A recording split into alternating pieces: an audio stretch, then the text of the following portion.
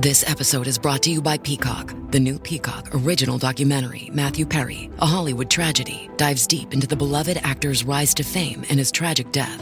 5 people, including Perry's personal assistant, 2 medical doctors, and an alleged Hollywood drug dealer known as the Ketamine Queen, were charged with conspiracy to illegally provide Perry with the ketamine. Explore the details of the case in this heartbreaking special, streaming now only on Peacock.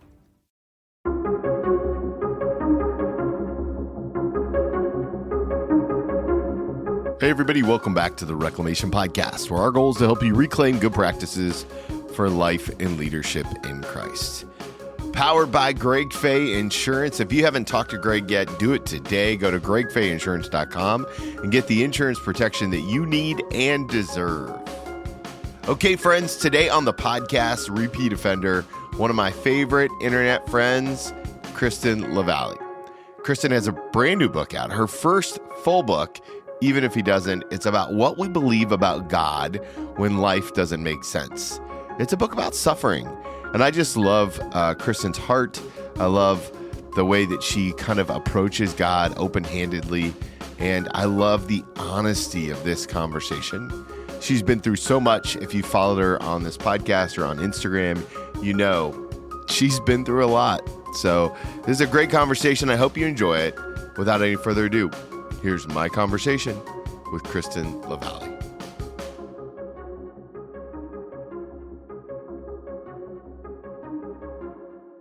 Hey, everybody. Welcome back to the podcast. I'm so excited to have back for the 3rd time the legendary Kristen LaValley. Kristen, thank you so much for agreeing to be back on the podcast. We're back, baby. I love being here. It's so good. The last time you were here was to talk about Silent Nights, right? Yep. Which, if I recall, I was the first podcast episode you did post twins, and now you were, and now you're doing all the podcasts to talk about this latest. All of them. Yep. What's that experience been like for you? It's been, I don't know. Some days it's good. Some days it's heavy. I am an introvert, so any kind of like interaction is going to drain me. And there are days where I have 3 interviews back to back talking about my traumas and I need to go take a nap afterwards. But it's been fun. It's been a learning experience and I love talking about my book. So it hasn't been as bad as it could be, I guess. Just tiring. Yeah. Well, one of the things that I'm interested in getting your thoughts on is that as somebody who's an introvert and who doesn't normally lean into this kind of publicity, this is not who you are. You know, you're not like a jump on and talk. I mean, you've got all the reels on your Instagram talking about the book, which, you know, is an incredible community and all that jazz. But how do you take care of you? How do you and Zach manage the family with all of that when it has to take such a toll? Well, Zach is awesome, and he is such a supportive and empathetic human being. So, and we've been together for, 17, 18 years. So he's learned a lot about how I cope and how I do when I'm not coping well. So over the years, we've just developed different strategies and communication, and he can usually recognize when I'm getting a little burnt out, but in the last couple of years or so, it's never really gotten to the point where I'm burning out before he recognizes it, because I can kind of tell, all right, I need a minute. I need to go decompress in my room. Nobody talk to me. I'm going to go watch a show. Or I have these noise canceling, not noise canceling, they're like noise muffling earbuds that I wear that kind of just like dulls the auditory sensory overload. So I can still hear my kids. I can still have a conversation. It just kind of lessens the impact that it has on me. But yeah, we've just kind of developed strategies for coping and communicating. And we know that we have to take turns giving the other person the space that they need to recuperate. So it's probably one of the things that we fight about the least now, because we've just learned to manage our lives in that way. What about the older kids? Do they have any kind of thought process on what's happening? Do you have some of those discussions with them about all the podcast interviews, or when they're allowed to make noise in the house, or when they're not, like you could stop it anyway? Yeah. Yeah. Well, I do most of my interviews out here on our we call it the orifice because it's a porch office. Zach hates that word, and some of your listeners might hate that word as well, but it's a porch office that we've winterized, but it's connected to our kitchen. So when I'm doing interviews, nobody's allowed in the kitchen so that they don't come out here and interview me. And they're fine because they get to go play Roblox or something while mom's on interview. So they look forward to me having work because they get to just be on their screens. Listen, if you haven't checked out Kristen's Instagram yet, I strongly recommend it. There's actually an Instagram reel about the orifice. And so check that out. And it's actually a great segue into one of the reels that I wanted to talk about. I think your friend's name was Casey. Is that right? Mm-hmm, yeah. So you and Casey created a reel about how Christians talk about trauma, and it's kind of blown up a little bit. Will you tell us the genesis story behind all of that? And then I have lots more follow-up questions, but we'll start there. Oh my gosh. Well, we were sitting out here on the orifice, and I was like, I need to come up with a funny way of talking about my book and suffering. And there's that trend going around that's like, oh, I'm a woman. Of course I blah, blah, blah, blah. It's this kind of like tongue-in-cheek generalization stereotypes of whatever it is that you're identifying as. And so we just kind of started riffing like, oh, I'm a Christian. Of course, when I'm sad, people are going to tell me I just need to have more faith. And we're like sitting here on the office cracking up about the things that we're saying. And my husband's sitting out here like rolling his eyes at us. And then Casey's like, oh, let's just go do it right now. So the genesis and posting was about 10 minutes. That's amazing. And now it's gone crazy. Yeah, so mostly I read through some of the comments in preparation for today's interview. Oh my gosh. That's a wild spectrum there. Wild. How has your obviously when you post something like that, this is going to either be people are going to take it in the nature in which it's created, or people are going to go crazy. How do you manage? What's your policy on all that? On something that gets you're over 500,000 views, right? Probably a viral on it is probably the right word, I guess. Yeah, I don't know what qualifies viral or not, but how do you manage all that? Well, you obviously can't predict what the algorithm is gonna say. Oh yes, we're gonna give this to millions of people, but I kind of usually can predict people's responses to it, and I know, okay, well, this is going to make people mad, but there's going to be a lot of people that connect to it, and I always think about, what do I want? And what I want is for people who can connect to what I'm saying to know that I'm a safe person to follow if you're sick of all this stuff. Obviously, I'm being sarcastic and I'm being funny, but there's truth to every joke, so I know that people are going to connect to it. And I know it's going to make people mad. So I kind of just am like, all right, I know this could go one way or the other. I wasn't expecting the volume. And when it started, within like an hour, it had thousands of likes and shares. I was like, ruh-roh, this is gonna be intense. And luckily it didn't translate to my DMs. It just stayed in the comment section. And at a certain point, when things like that go viral, it ceases to be yours anymore, and people don't recognize you as a person. They just are looking at the video and they're thinking about the ideas, and they're not attacking you as a person. It becomes theirs, and they don't follow. They're not going to my page. They're not like inspecting me. They're just reacting to this thing that they saw that they're going to forget about in a couple days. So because I've been on the internet for so long, I'm like, all right, this is not going to be a huge deal. This is just going to blow over. It is just now this week. I mean, this was like 3 weeks ago or something. Yeah. Just now this week has started to die off. But yeah, the comments are really entertaining. If anybody is bored and just wants to go read things. It's super fascinating how many people spend their time talking to other people in the comments of other people's posts. Isn't that crazy? That seems like a whole different. I know. I only visited the comments because I was prepping for this, and I was like, I'm curious what the response is. You mentioned something there about living your life on the internet for so long. How has your approach shifted in the last couple of years as you've continued to grow and now, I mean, you've kind of become an expert on pain and suffering and trauma as I guess is some way. Yeah, right. Like at least someone who's saying, hey, I've had experiences that I'm going to share and I'm open to listening to your experiences. What's that growth been like for you personally? Well, a few years ago, it was brutal because I put a lot of my self-worth into being understood and being validated by people on the internet, by comment sections, and you kind of like feel like you have to prove yourself, and so you prove yourself and prove that you're doing okay. And the way we sort of evaluate whether or not we're doing okay is if people are responding the way we want them to respond. So I put a lot of eggs in those baskets, and that is never a good idea, whether the responses are good or the responses are bad. You're putting your self-worth and your identity into the hands of essentially strangers on the internet who don't know you, and they only know what you're showing on the internet. So that was really hard for me for a while, and I got to this like really unhealthy striving place of always trying to create something that people are going to respond positively to, whether it was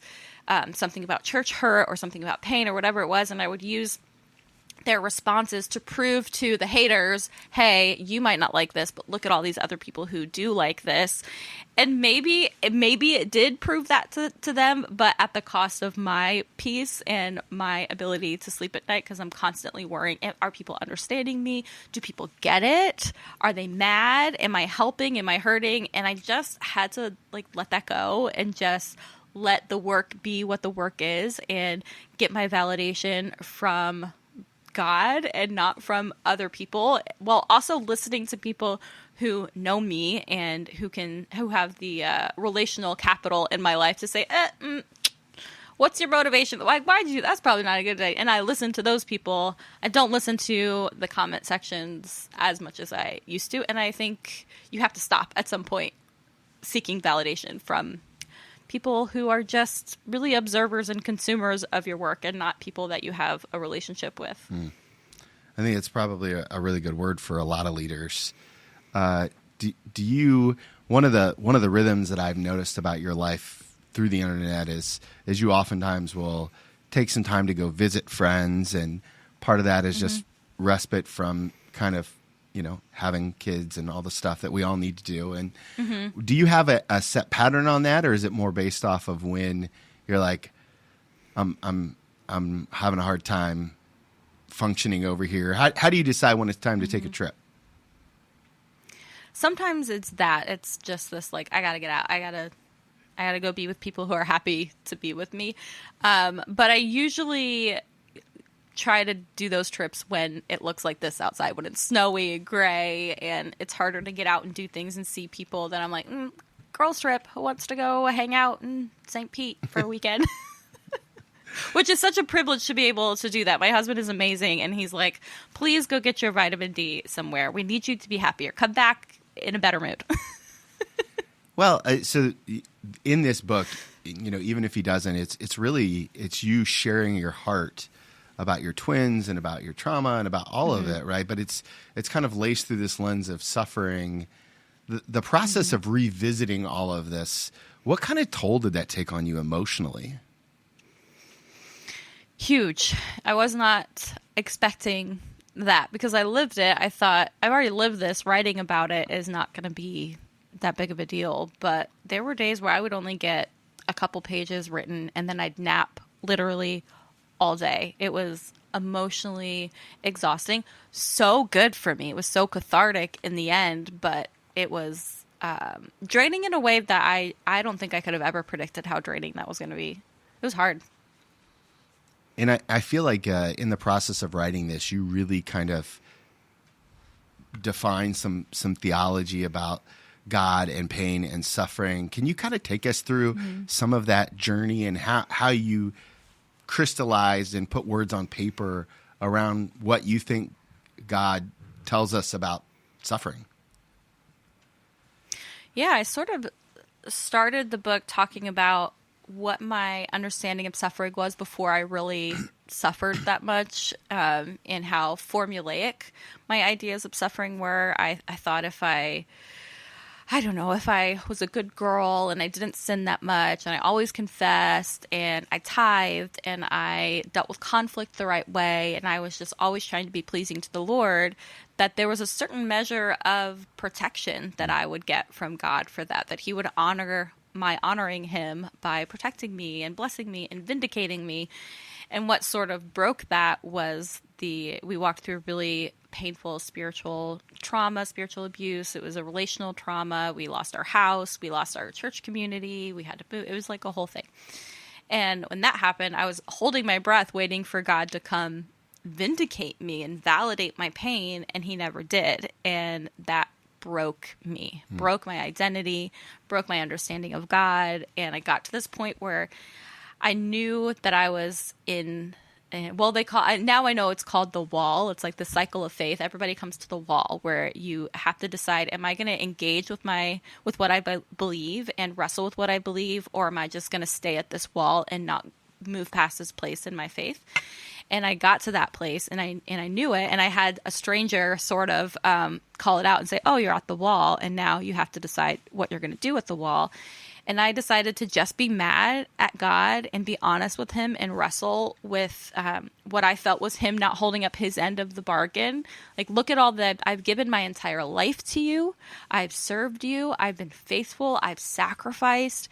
And this is what you give me? No, I'm not okay with this. And it was in that wrestling and that pain and that feeling abandoned by him, forgotten by him, but not just abandoned, but that he abandoned me and took the side of the people that hurt me. It was really, really brutal and messed up my entire understanding of who he is. But through that, my faith, I always say my faith went from being this neatly lined garden and this very carefully tended to garden, like a crop that has the perfect lines and the perfect distance apart. You take a ruler and you're like, all right, are these tomatoes 3 inches apart? That's what my faith was. And then after that, the garden just kind of like blew up and everything was in, like a blender, a salad blender. And then what grew was just this wildflower field of faith, and a faith that I felt safe in for the first time because I didn't have the answers. I didn't have a formula anymore, but I had a God that I finally believed was actually good and actually present with me. And I kind of carry you through that process of holding tightly to that formula, deconstructing it, and then finding who God is in the midst of that. One of the things that I was thinking about is, like, as you were talking about the image of the garden, I was thinking, well, your community that you grew up with helped plant that garden, right? And there was no ill intent in that. There was no malicious intent and all of that stuff. But as that's kind of been ripped up and put in the blender, so to speak, how has your family come around this openness? Like, hey, I deconstructed the faith you gave me and made it my own, and I'm not sure that I would go back and agree with all of that. So, hi, Merry Christmas, right? Like, tell me about that. Yeah. Well, luckily, my parents did their own sort of deconstruction. They wouldn't call it that, but course. That's what it was. They grew up in a holiness type of environment and where, like, long dresses, you don't go to bowling alleys, you don't go to movie theaters, that kind of stuff. And as soon as they were of age, my mom chopped her hair. She started wearing pants. My dad went on his own journey, and they raised us. In that environment, it was pretty progressive. Anybody looking at it now would be like, oh my gosh, Kristen, you weren't allowed to do anything. But for their environment, we were pretty loosey-goosey. We could read Harry Potter. My dad watched The Simpsons. Like, these were things that their community were like, what are you guys doing? So I think they have an understanding, and they have always had the understanding that the faith you give your kids might not necessarily be the faith that they hold on to through their whole life, but they really focus on the most important things. And the most important things, I have 4 other siblings, and we've all held on to the core of our faith while changing the expression of it or the doctrines that we really hold on to. Some of them hold on to things really strongly, some a little looser. And thankfully, that has not been a point of contention in my family. With some friends, it has been. But with my family, they're just kind of like, whatever. Can't control our kids. Like, it's fine. At least I think. I don't know. Well, that's fair. That's fair, right? Like, I was gonna ask if you and Zach have done anything different with your kids in light of all of this growth, and kind of talk us through, I love to steal good family practices to keep the faith strong. Like, so, I'm curious, what are you guys doing differently now that, as a result of all this change? There's a lot of things. I think the biggest thing is that we really focus on internal motivators. And I grew up in the church. Obviously, my husband didn't. He came to Jesus as a 15-year-old. He's like the only person in the world probably who actually gave their life to Christ because of a gospel tract. So his upbringing was like very different than mine. But for us, shame was such a core motivator in why we did things for the Lord and why we chose the life that we did, because we were afraid or we were ashamed. So with our kids, we kind of are trying to teach them to do things with a motivation that isn't shame or fear, but because of love or because of relationships. And it's actually kind of funny. We sat down with them last year sometime, and I was using this program. I forget what it's called, but some kind of like program you can do with church at home. And so we're doing it with our kids, and it had all these pictures of different situations. And it was like, as someone who belongs to God, how would you respond to this situation?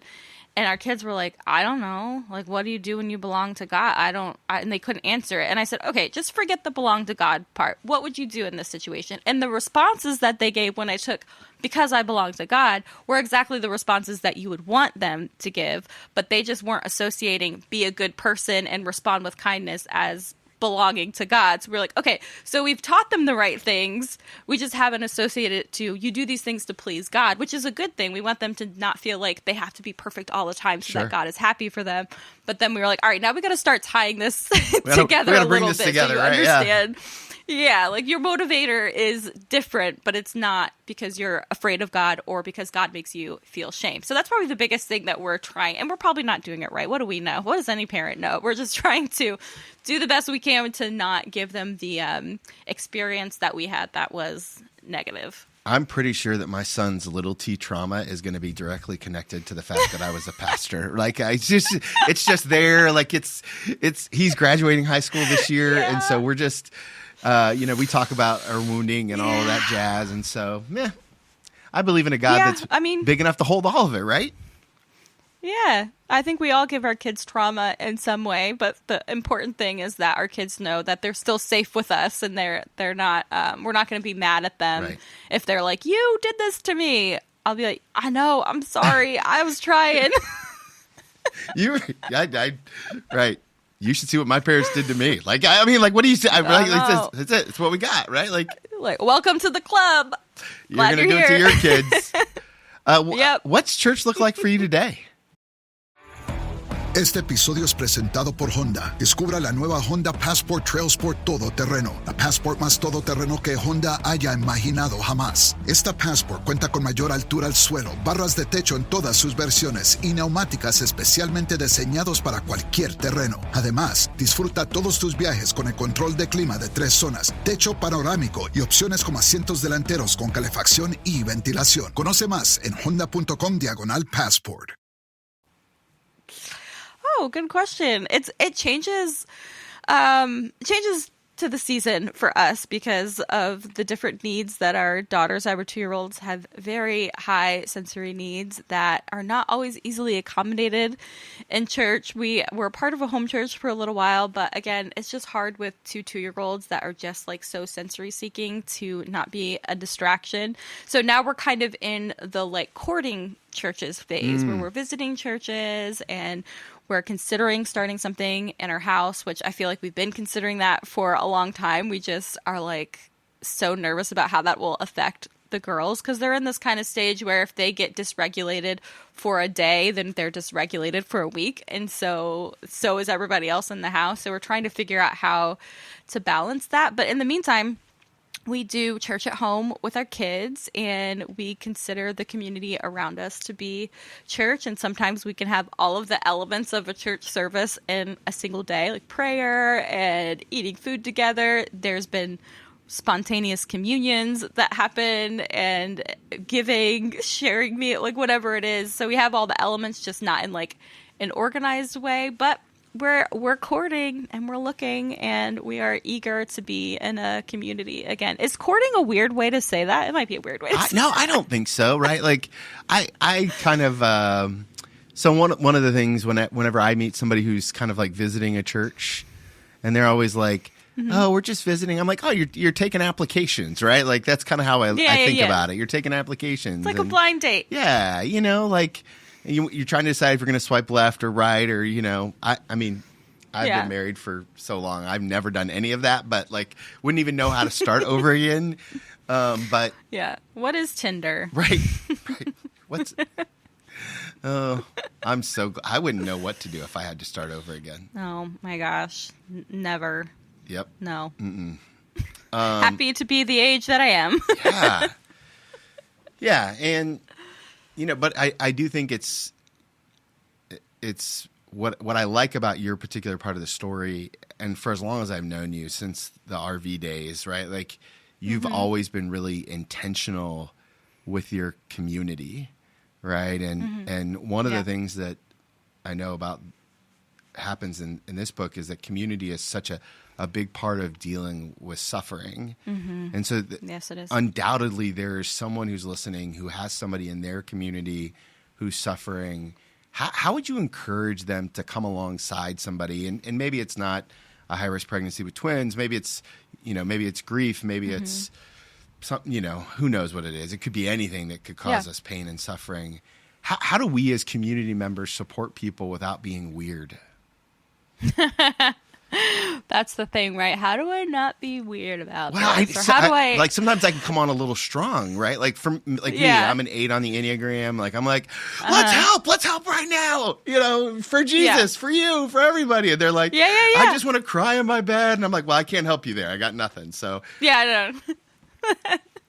It's like, how do I want to help you, but I also don't want to harm you. Right. But I'm just like, I'm so aggressively wanting to help you.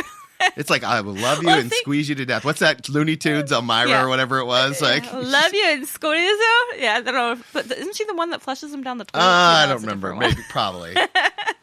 Let's not flush people down the toilet. That's probably not a good idea. Help us not be weird. Well, I think, I don't know if I can help you do that, but I can maybe help you not cause harm in your weirdness, which is the ultimate goal. But I think when people come to us for help, or like if you're in a position of leadership and there's somebody who's suffering in your church, I think sometimes we feel like we have to be the savior, or that people are looking at us to rescue them. And sometimes they are. Sometimes, especially if you're in leadership, people are looking to you because you have authority, and they're like, tell me how to make this stop. How do I get out of this? I don't want to feel like this. I don't want these things to be happening to me. How do I make it stop? And they want that formula, like what we were talking about. And in your eagerness to help, in your passion to help, it can feel like I have to give them something that will make it better. I have to say something. I have to perform some act. I have to tell them this profound thing that's going to make it all go away. And that might, for a second, they might say, okay, Tony told me this, so I know it's going to get better, but then it doesn't. So what Tony said that was helpful in a month or two is actually harmful because maybe you promised them something that you can't promise them. Not calling you out, but just because you're here. So I'm using your name. But I think we think that if we just sit with somebody in their pain, that's not enough. That if we're just present with them, that's not enough. We have to do something, especially if it's somebody that you care about. You just want to like when my kids' feelings get hurt, I want to beat the kid that hurt their feelings up because I just want to do something. Like, that's my kid. I want to make your pain stop, but you can't always make the pain stop. So I always think about Job's friends, who we just give them such a hard time because they said a lot of dumb stuff. I'll admit that. They were wrong. But before they even spoke, they sat with him for 7 days and just grieved with him. And they even said, let's just not say anything because we can see that his grief is too much. So they just experienced and stepped into that grief with him. And I think my understanding of that is that because they did that, they earned their right to speak to his pain. And then they blew it, obviously. Sure. But even in that, I think they're speaking to his pain, even saying the wrong thing, induced a response from him so that he could say, no, I don't think you're right about that. But before he could have self-awareness of his own pain and his own process, he had to sit with it. And sometimes I think the best thing you can do is say, I'm so sorry you're in pain. I don't know why this is happening. I don't have any answers for you. Here's a casserole, and I'm going to sit with you in this, and I'm not going to be anxious. I'm not going to panic. I'm not going to judge your pain management or criticize or tell you, all right, clock is ticking. Like, aren't you over this yet? I'm just going to sit here with you while you thrash and give you the best support that I can give you, keep you safe while you're thrashing in your pain, and pray for you from a distance, pray for you up front, but not try to push you past your pain. Hey guys, just pausing this conversation with Kristen to tell you about a brand new partnership that I'm so excited to share. It's Elevate and Company. It's a real estate company that wants to help you find your dream home. Trent Barga is a dear friend of mine, and he is so good at helping identify your needs in the real estate market. Maybe it's investments, maybe it's your next home, maybe it's your dream home. All of that can be possible through Trent. Contact him today. Go to elevateandcompany.kw.com. We'll have a link in the show notes. And while you're in the show notes, don't forget to sign up Life and Leadership newsletter.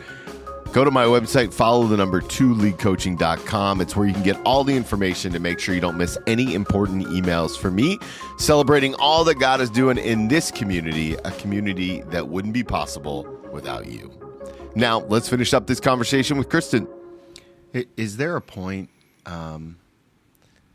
when as a friend, you're watching someone thrash in pain and like you're concerned for their mental health / safety, right? Like, is there ever a time when you should pull somebody out of the mud puddle, or is it more just about just getting in there with them and making sure they're safe that way? Or is that too nuanced of a question to kind of put a broad stroke on?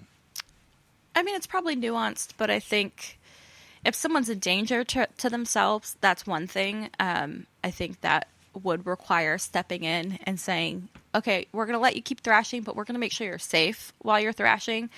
But I think there's really no way to actually pull someone out unless they're ready to climb out. And that can feel really forceful and can make someone go even more insular because they aren't ready for that kind of care yet. I think the longer that you sit with somebody in that, the more, like we said before, relational capital that you earn to be able to say to them, look, maybe we need to move this in a different direction. Maybe we need to go to therapy. I'll go with you. I'll sit with you if you want me to sit with you. But I think we need to take a step forward. But if you're just jumping in and saying that to somebody, they're going to be like, no. And it's going to make it even worse. Once you've earned the right to speak to that, you've earned that relational capital like Job's friends did, then I think you can say, all right, we got to step in here. But I would say the line is definitely if somebody's becoming a danger to themselves, or if they're not able to care for their family, if their kids are being neglected. Sometimes mental health issues can cause you to just not see what's happening around you. It isn't intentional. It's just, you're just so consumed. That's what I would say. Community, step in, feed the kids, clean the house. And I mean, that's a really specific instance, but just things like that where you can see that there's actual harm being done, instead of being judgmental to the person that is causing the harm because of their issues, step in and help. And if you've earned that capital, speak to it. Do you find now that this book is almost out in the world that everybody wants to talk to you about their trauma and harm? Oh yeah. How's that? Yes, they do. How's that working out for you? It's hard because I want to help and I want to be able to offer a response, but my responses now are not going to be as good as they would have been a month ago because I'm so tired and I don't have it in me to respond to everybody in that same way. So it's almost to the point where I'm like, it's probably better for people who are messaging me if I don't look at their message or respond to it, because I might say something that's harmful and not as sensitive as I want to be, because I'm just kind of talking about it so much that I'm worried I'm getting desensitized to it. And there are other times where I just get overwhelmed by it and I'm like, I literally can't. I just can't. I want to hold your pain and I'm sorry you don't have anyone to talk to. I just can't. It's really hard. It's really hard for me. Well, and part of it is, right, is that you're so vulnerable in the writing. And you know, I've been Yeah. following your writing for a couple of years now, right? So you've always been vulnerable in your writing. So it feels like people know you at a level that is super authentic and intimate. And to an extent they Yeah. do, but they don't, you Yeah. don't know them in return. It would be impossible for that to work both ways. So I imagine there's a tension there all the time. How does your community kind of come around that, come around you when so many people are kind of striving for your attention? I think I have a community that understands my my need to regroup and decompress. And so I have a lot of friends and people who are in my inner circle, and then the circle that's right outside of your inner circle that understand that me not responding to their texts is not personal, or me saying I can't go do this thing, or if they're like, hey, can I come over and help you with stuff? And I'm like, no, it's not because I don't want to see you. It's because I can't even like be around. I can't even have like physical presence in my life. That's beyond what I have the capacity for. And it's not personal. It's just, I just need a second. And I'm so grateful to have people who understand personal limitations, because they have their own personal limitations. Maybe it's because everyone in my community has some kind of mental health struggle. We all have trauma, so we just like understand each other. I have a friend who comes over every Monday and brings us a meal, and she just like drops off the meal and says, see you later. She doesn't try to stay and linger and hang out. She's just like feeding us through this busy book promotion season. But yeah, they're just people that are really understanding, and I'm really, really grateful for that. Speaking of book promotion, this is kind of it's weird because for me, you've been writing a long time, but this is really the first like big rollout of a book and everything. How are all your feelings as you know, as you and I record this? We're like 3 weeks out, I think, from the book being out there. How's the emotional roller coaster of putting a book out and a big time book out into the wilderness? There's a level of disassociation, I think, where I'm just like not letting myself think too far about it, or I'm like, I just can't think about what could happen in 3 weeks. I just have to like think about today. But it's a lot of reliving emotions, talking about the book when I do interviews and people want to talk about the hardest things in the book, and then decompressing from that, and then having to go into marketing meetings and create graphics. And there's such a tension of this really vulnerable book that I have to promote in a really business type of way. So I can get fractured, but I have a trip planned for after release week that I'm like, that's going to be the weekend that I just kind of like breathe, get a sunburn, decompress, then get back into the business side of things, which will be like continuing to promote the book. And then I have to write another book. So I have to sort of like compartmentalize everything. That's amazing. I'm going to ask another question about that other book, and I'll put a pin in that. But you also read this book for the audiobook. Can you tell us about that experience? I did. Oh my gosh. I was so nervous when my editor emailed me and she said, hey, here's the information for the audiobook. We got to book this studio. And I was like, I'm reading this? I'm narrating this book? I'm sure that was in my contract. I just like didn't think about it. But okay. I was just so nervous because I had speech impediments as a kid, like the kind where they pull you out of class, you do speech therapy and you like, you know, play with Play-Doh, whatever.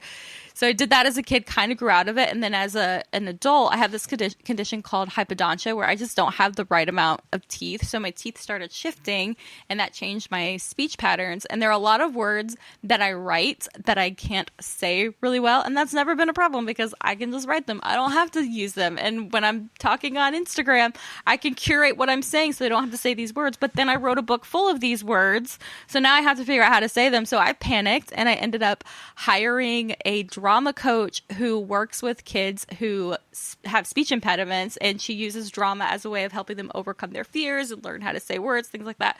So I hired her for an hour and read my book to her, and she would stop me and help me, like, give me notes on what I was doing to make the book sound a lot better. So by the time I got into the studio, I was a little bit more comfortable. And the audio engineer was great. She was really empathetic and compassionate and knew what he was doing. And he would often stop me and be like, you sound like you're rushing through this. You sound like you're yelling. Like, I get that this is a hard book to read, but you got to like slow down. So the pacing of the book, the tone, everything is really just because of these people that helped me get through it, because I was terrified, but it ended up really good. I think it sounds pretty good. Oh, well, listen, I told you this before we hit record. The Goodreads comments on the audiobook are like, they're very, very complimentary of all the work that went into that by you and the whole team. So kudos to you. And I haven't listened to the audiobook, but now I'm so intrigued by it. I will definitely pick up a copy of that. So you know what's really cool, I didn't know that they do, is when you go in every day, so you do your first session, and then the next time you go in, before they start recording, they auto-tune you to make sure your pitch each day is the same as the first day, which I had no idea that your pitch, it varies day to day, but we would sit there for like 5 minutes and be like, hang on, I got to get your pitch in the right place. I'm like, that is so cool. I didn't know that. You know, that makes sense as I think about it, but I didn't know that either. That's incredible. Yeah, and they just match really it cool against the previous day, so it sounds like the exact same voice the whole time? Yep. Isn't that cool? Man. Okay, let me ask you this. Is a year from now, 1 year from now, what are we celebrating about what God has done through this book? We are celebrating people feeling seen and understood in their pain and feeling that their pain is valid. And we're celebrating people who have learned to hold other people's pain a little bit better and have a better perspective and understanding of the process of trauma and the process of spiritual abuse and how that affects our brains and our bodies and our lives as we're healing from that. What I really, really, really hope is that people have compassion for themselves and for other people, because pain is so complex and we try to make it really simple. And when we see someone thrashing in their pain, if we've never experienced that, we can be really judgmental and critical of their process. So I hope that, or our own process too. So I hope that people have a little bit more grace on themselves and on other people. I love that. Can you give us a teaser to what the next book is going to be?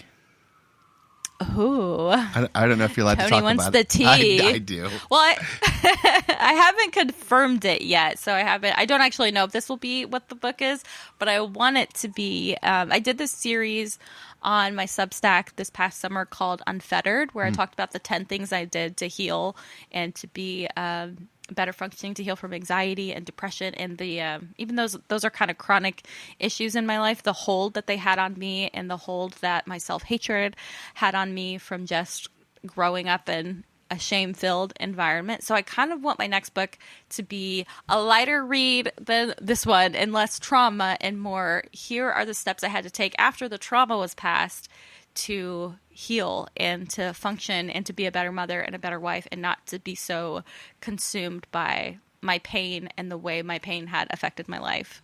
Okay, well, I hope that's what it'll be about. We'll see. So how does that work? Do you get to just kind of like make that suggestion, and then the publisher gets to say yes or no? And I'm assuming you signed a 2-book deal. Is that the deal? Yeah. So they're going to get something from you, whether they yeah. Great. That's awesome. Whatever they want. Yeah. Yeah. That's good. That's perfect. Okay, where can everybody – I have one more question for you, but where can everybody find you on the interwebs? Where's the obviously the Substack is so good, so if you don't subscribe to our Substack, please do so immediately. And follow her on Instagram. Where else can they learn about the book specifically? Instagram has a lot of information about the book, and then my website has more information about what it's about, and there's a little clip of the audiobook and all the pre-order goodies if you are listening to this before the book comes out. But yeah, all the information will be right there. Great, and we'll link to all that in the show notes, of course. Okay, last question. I always love to ask people. It's an advice question. I ask you to go back in time and give yourself one piece of advice, except I get to name the season of life that you're in. Okay. We've done this before. So, but this time I want to take you back to the end of the very first session of writing this book, right? I'm assuming you do this on a laptop. In my head, it could be it could be a typewriter, a manual typewriter with like a cup of tea. That's probably over romanticizing it, but at the end, that's the vibe. Yeah, that's the vibe. That's what I'm hoping. It's in my head. That's the vibe. When I think of you, that's the vibe. Yeah, that is. So at the end of the first day of writing this cathartic experience about your trauma and becoming kind of an expert on how we handle pain and suffering, what would you go back and tell yourself about what the journey that you're about to go on? I would tell myself that that the book is not going to be terrible. You think right now that this is going to be the worst thing that you ever wrote and nobody's going to read it. And that's not true. Keep writing. Write a really bad first draft because the second and third drafts are going to be a lot better. It's not as serious, but I went through a little existential crisis of being a writer after that first session. I can't do this. I'm never going to write anything again. I'm a terrible writer. So I would be like, no, it's going to get better, I promise. That's good. Well, I think it's probably a good word for all of us, right? Sometimes you just got to do it and just trust that it'll get better. Yeah. Yeah. That's good. Kristen, I always enjoy chatting with you. I really appreciate your willingness to be on and be so generous with your time. And I know it's valuable. So thank you. Thank you. I told you guys what a great conversation. I deeply appreciate her heart, specifically around what it means to live into suffering. I think it's something as Christians that we don't do well. I think it's something that we often struggle with. And I want you to be a better sufferer because we all know suffering's going to happen. It's unavoidable. So pick up a copy of the book. Let Kristen know that you heard her here on the podcast. As always, it's one of the ways that we share what God is doing. So I'm thankful for you, for the opportunity to continue to build this community and to have you be a part of it. And remember, if you want to follow Jesus, you must be willing to move.